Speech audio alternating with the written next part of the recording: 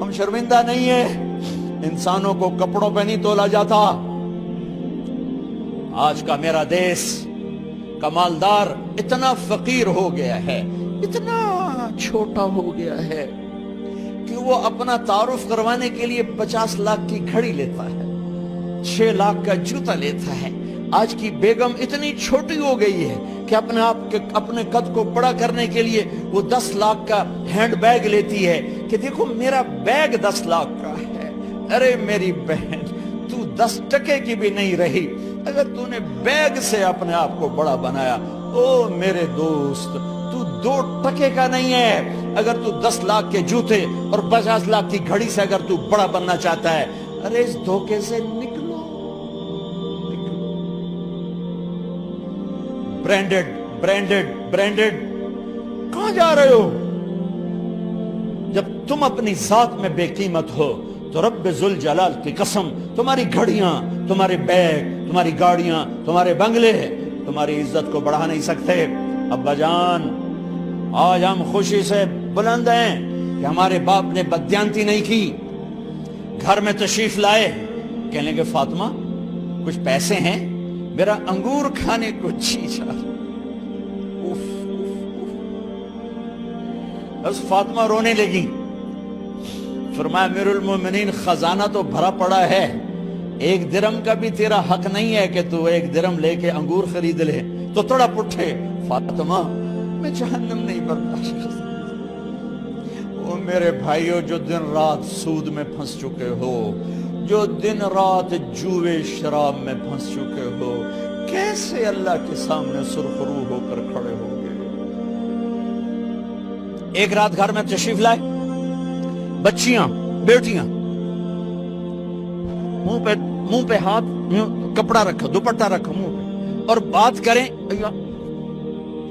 آپ نے پوچھا ارے کیا ہوا تمہیں، یہ منہ پہ کپڑا کیوں رکھتے ہو؟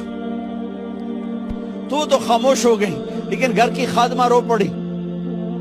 کہا امیر المومنین، آج آپ کی بیٹیوں نے کچا پیاز توڑ کے اس سے روٹی کھائی، سالن کھائی، اور میرے آج کا تاجر کہتا ہے جھوٹ نہ بولوں تو کاروبار کیسے؟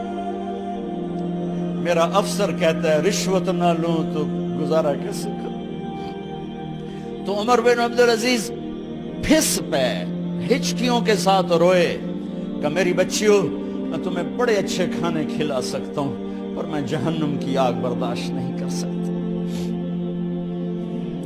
بھائیو، اس بندے نے اپنے آپ کو ذبح کر دی، اللہ کو راضی کرنے کے لیے ذبح کر دی، اپنے ذات کو، اپنے جذبات کو، اپنے احساسات کو۔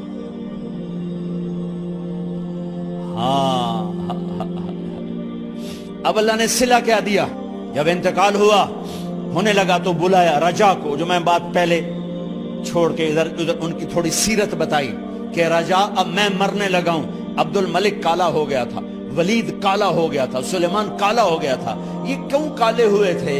یہ بے نمازی نہیں تھے، بدکاری نہیں کرتے تھے، کسی کی طرف ان کی میلی آنکھ نہیں اٹھی کبھی۔ یہ ظالم تھے، ظالم ظالم، انسانوں کا خون پیا، مال میں خیانت کی، اس پر اللہ نے چہرے پھیر دیے۔ آج عمر بن عبدالعزیز جا رہا ہے کہ دیکھو میں جا رہا ہوں، مجھے دیکھو میرے ساتھ کیا ہوتا ہے۔ ان کا انتقال ہوا، ان کی میت قبر کے کنارے رکھی گئی، اور اب نیچے اتارنا ہے۔ سلیمان کی میت کو اتارنے لگے تو ہلنے لگا، اور عذاب قبر پہلے شروع ہو گیا۔ عمر کی میت کو جب قبر کے قریب کیا گیا، ایسے ہوا کا جھونکا آیا، ایک پرچہ ایسے لہراتا ہوا، یوں آیا، یوں آیا، یوں آیا، اور عمر کے سینے پر گر گیا۔ لوگ کٹھے ہو گئے، پرچے کو کھول کے دیکھا گیا تو اس پہ لکھا تھا بسم اللہ الرحمن الرحیم، براءۃ من اللہ لعمر بن عبد العزیز من النار۔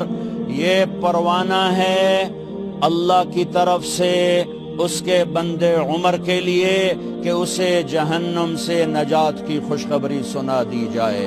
آہا، مرنا ہو تو یوں مرو، اللہ ایسی موت دے دے. کہتے ہیں پھر میں نے ان کو قبر میں اتارا. جب قبر میں اتارا تو کیا دیکھا؟ میں نے کفن کی گرہ کھولی تو چہرہ قبلے کی طرف، اور یوں لگا جیسے 14ویں رات کا چاند قبر میں اتر آیا ہو. اور آخری بات کرتا ہوں، میرے بھائیوں بہنوں، اپنے اللہ سے صلح کر